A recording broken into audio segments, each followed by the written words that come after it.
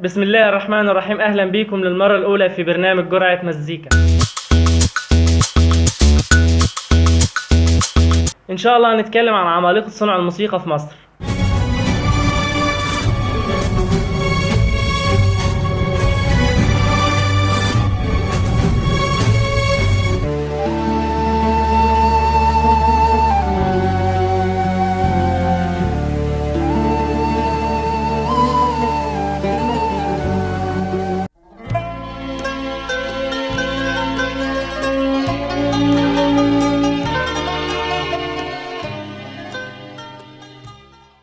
حلقة النهاردة بما انها الافتتاحية يا جماعة، فحابب ادخل لكم بواحد عمل لنفسه لون، عمل لنفسه مدرسة، واحد من اعظم الموسيقيين اللي جم في تاريخ مصر، واحد كده يا دوب بتسمع الموسيقى بتاعته بتقول هو ده الموسيقى دي انا عارفها، دي بتاعت مسلسل ايه دي. في يوم 10/12/1960 اتولد الفنان المصري العظيم ياسر عبد الرحمن.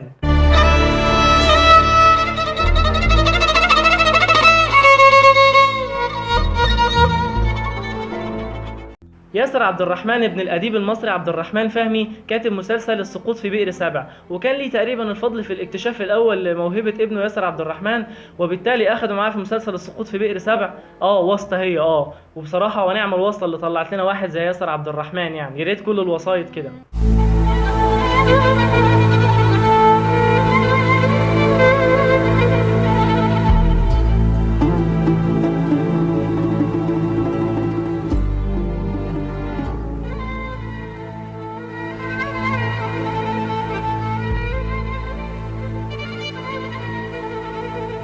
دخل معهد الموسيقى واتخرج منه سنة 83 بتقدير امتياز مع مرتبة الشرف، وعلشان كده عينوه معيد في آلة الكمان. ابتدى يألف الموسيقى من سنة 88 كده، كان صديق شخصي لمحمد فؤاد.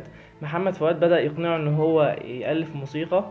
ياسر عبد الرحمن كان عايز يكمل بقية حياته يعمل كده وخلاص، مش عايز يألف موسيقى، ما كانش مقتنع بنفسه اساسا ان هو مؤلف موسيقي. اقنعه محمد فؤاد بالفكرة، وبالفعل ألف له 3 أغنيات. كانوا أغنيات على عيني، وأغنية اسمها حمد لله على السلامة، وأغنية كده طبل لي طبل طبل على طبلي خليك حنين طبلي طبل على طبلي خليك حنين طبلي. بالظبط كده.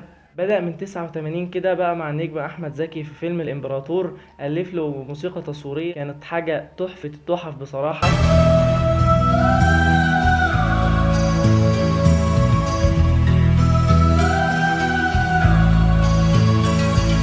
مهرجان القاهرة السينمائي خد جايزة أفضل موسيقى تصويرية سنة 89 عن فيلم الإمبراطور، وبالتالي ترشح بقى لحاجة كده جرعة نكد خام، مسلسل الوصية سنة 90. والفرحة جاية يا دوب فتح رموشي،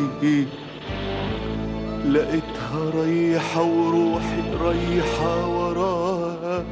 وبرضه خد جايزة أفضل موسيقى تصويرية، وبعدها اتنقل للسينما تاني مع فيلم المواطن المصري، حاجة كده حزن، حاجة كده عمل سحابات بالكمانجة تبكي.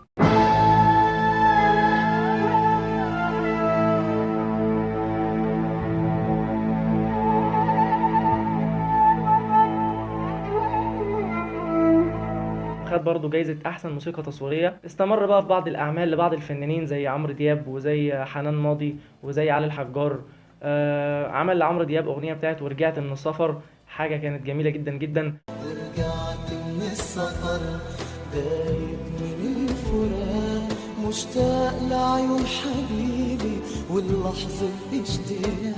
أنا كنت عينك تنقص نجوم السماء، أزيدك الفجر يغرق، أخد بإيدك وأجمع سواد الألم في عيني وأصب نبض الهوى في وريدي. وعمل مع حنان ماضي تتر مسلسل الوشاح الأبيض، وعمل معاها شباك قديم سنة 97، وعمل معاها شد الضفاير، وعمل معاها امبارح كان، وعمل معاها ليلة عشق، حاجات كده ما بين 95 96 97.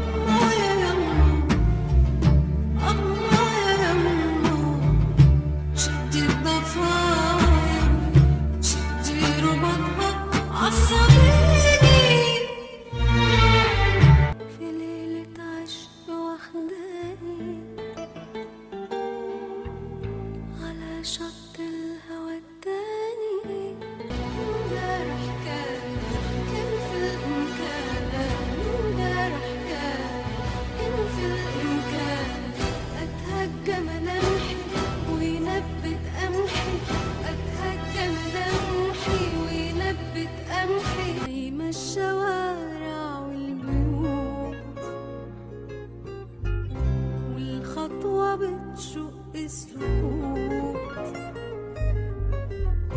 لحد ما عمل حاجة بقى علمت في المكان كله، خربت الدنيا بقى. دخل علينا بالتقيلة، المال والبنون يا جماعة. قالوا زمان دنيا دنيا ضرورة، وقلنا واللي تغره يخسر مصيره. قالوا الشيطان قادر وله 1000 صورة، قلنا ما يقدر علي خيره لغيره. كانت إثبات قاطع على إن الراجل ده موهوب، على إن الراجل ده جواه حاجة. على مستوى الجوائز والتكريمات بقى، فياسر عبد الرحمن في أي مكان بيحط رجليه بياخد جايزة، في أي موسيقى بيعملها بياخد بيها أحسن حاجة، أي مقطع بيألفه بيخرب الدنيا، أي موسيقى تصويرية فيلم يعملها بيكون بطل من أبطال العمل، سواء كان فيلم أو مسلسل أو مسرحية أو برنامج. ياسر عبد الرحمن بيعلن عن نفسه كواحد موجود من ضمن أبطال العمل بكمانجته. سنة 90 خد جايزة أفضل موسيقى تصويرية في مهرجان القاهرة السينمائي عن فيلم الإمبراطور. سنة 94 خد جايزة أفضل موسيقى تصويرية في مهرجان اسكندرية السينمائي عن فيلم يوم حار جدا. سنة 95 خد جايزة أفضل موسيقى تصويرية في مهرجان الاسكندرية السينمائي عن فيلم جبر الخواطر. وفي نفس السنة خد جايزة مهرجان الإذاعة والتلفزيون عن فيلم الطريق إلى إيلات. سنة 96 جايزة أفضل موسيقى تصويرية في المهرجان القومي للسينما عن فيلم يا دنيا يا غرامي. من 2000 ل 2002 خد جايزة أفضل موسيقى تصويرية في أكبر استفتاء جماهيري. على فكرة ياسر عبد الرحمن معاه دكتوراه في الموسيقى من ألمانيا، وواخد جايزة أوسكار السينما المصرية في الموسيقى التصويرية. الراجل ده بسم الله ما شاء الله، يعني الدولاب الجوائز بتاعه مليان حاجات. انا بس ذكرت بعض الحاجات من بداياته علشان دي كانت فترة اثبات وجود واحد من اعظم الموسيقيين اللي جم في تاريخ مصر الفني. وبكده تكون خلصت حلقة النهاردة، يا رب تكونوا انبسطتم. لو عجبتك الحلقة اعمل سبسكرايب اند لايك، وانتظروا كل جديد. دمتم في امان الله.